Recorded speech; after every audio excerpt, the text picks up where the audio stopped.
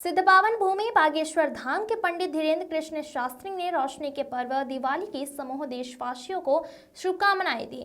उन्होंने अपने उद्बोधन में कहा कि जिस तरह से दिवाली से समूचा जगत जगमगा रहा है, उसी तरह सबके जीवन में उजाला बना रहे, सबका जीवन जगमगाते रहे।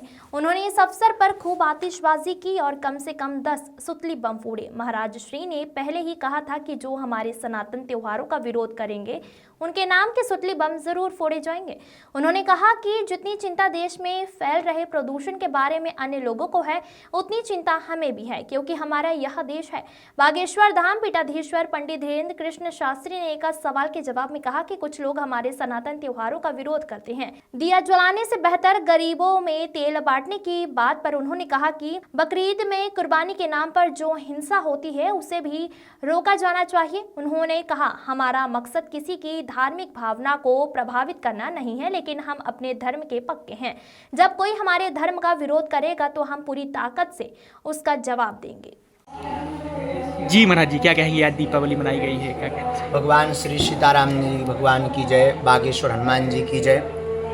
बड़े उत्साह के साथ दीपोत्सव का यह त्यौहार संपूर्ण हुआ। भगवान की बड़ी मंगलमयी कृपा है। संपूर्ण भारतवर्ष में पावन तीर्थ बागेश्वर धाम की भूमि पर संपूर्ण भारतवर्ष में दीपावली मनाई गई और पावन तीर्थ बागेश्वर धाम की भूमि पर हजारों लोग हमारे परिवार के सदस्य आए, बड़ी दूर दूर से चलकर आए, परिवार के नाते आए।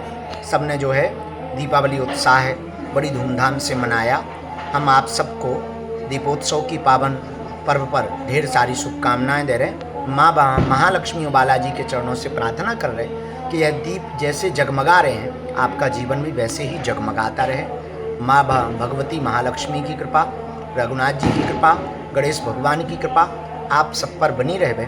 ऐसा धन और धान्य आपको प्राप्त हो गए जिससे आपको धन्यता प्राप्त हो गए। ऐसी माँ महालक्ष्मी कृपा करवे।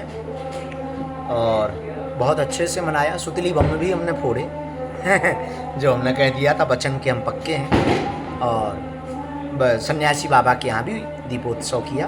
बहुत अच्छा। सुतली बम में लगभग 8-10 सुतली बम में देखे हमने फूटते हुए, तो क्या उनका अलग अलग सुतली बम का क्या उद्देश्य? कोई प्रतिष्ठित न्यूज़ चैनल के एक एंकर आए हुए थे, तो एक कोई वो कार्यक्रम कर रहे थे, तो 10 सुतली बम उन्होंने फुड़वाए हमसे। हमने किसी को देख करके फुड़वाए सामने ही सामने।